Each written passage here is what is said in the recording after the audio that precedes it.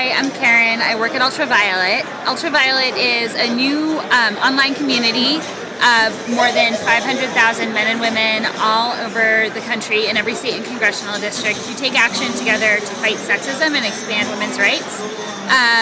We have had successes in a number of areas in the 2 short years we've been around advancing women's rights, from getting Congress to finally pass the Violence Against Women Act after the GOP had stalled it, to getting Reebok to drop their spokes rapper who had ragged in a song about raping a woman, and Reebok fired him and he lost a $35 million endorsement deal over it.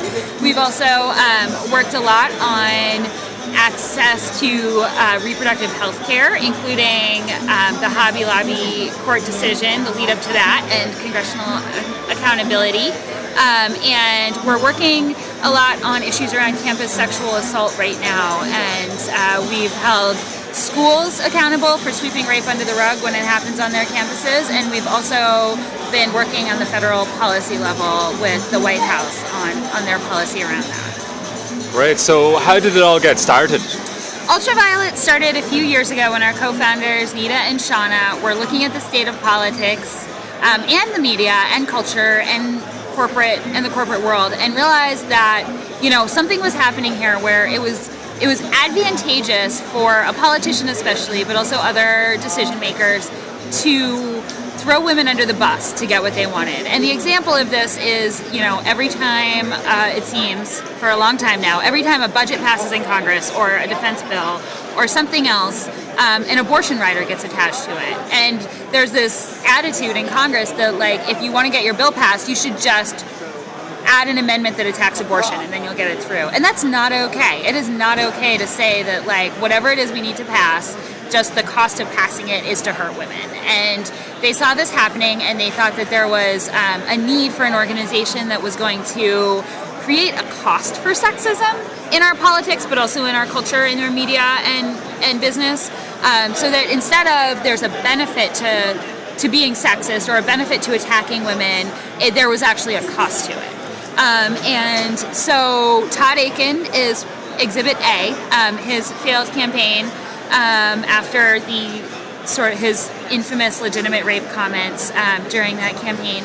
I mean, that was an example where he said something absolutely outrageous, and a number of groups spoke out against it, including Ultraviolet, and as a result, in part as a result of that comment and the backlash from that comment, he doesn't hold a seat in the Senate. So that's one example. But another example is sort of the Reebok example. We were successful in showing them that the cost of keeping a rapist on their payroll and giving a rapist an endorsement deal was actually greater than the benefit he was bringing to their marketing.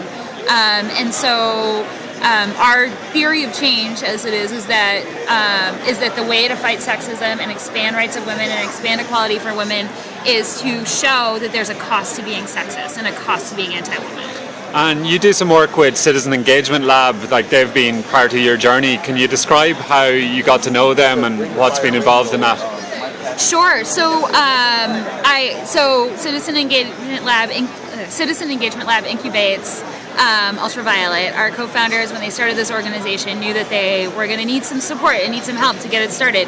They had the ideas, they knew what the goal was, they had the strategy, and they knew how to run these campaigns. But you can't just start a new organization and be ready to go right off the bat. And it was important to have a support structure and a support network, both sort of financial but infrastructural, and so from support in development and just administrative stuff and payroll and finance to the fact that, like, I work for a startup, but I have stable healthcare. It allows Ultraviolet to attract the best staff, but also it's a great support network in a whole bunch of other ways. I mean, the tech support we get through the Cell tech team is something that we would not be able to staff in-house for a startup organization, and our campaigns are digital native and technology enabled. I mean, we run campaigns online, from email campaigns to social media campaigns, and the tech is critical, and there's no way we would have a team of programmers on staff as a tiny startup organization that's less than 2 years old. So that's been really critical for my work in particular. Excellent. And what do you think the future looks like for Ultraviolet? The future is bright. We are growing and growing and growing. You know, we've been around for 2 years and we have 500,000 members. We have members in every single state and congressional district in the U.S.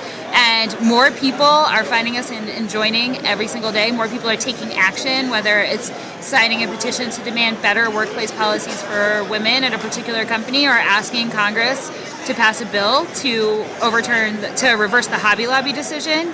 Every day, you know, we're growing and we're activating and energizing more people who agree on this basic premise that it's not okay to be sexist in 2014 and it's not okay to be anti-woman. And you know, our message keeps resonating and keeps getting people excited and activated, and so we're taking on more and more campaigns and hopefully winning more and more of them.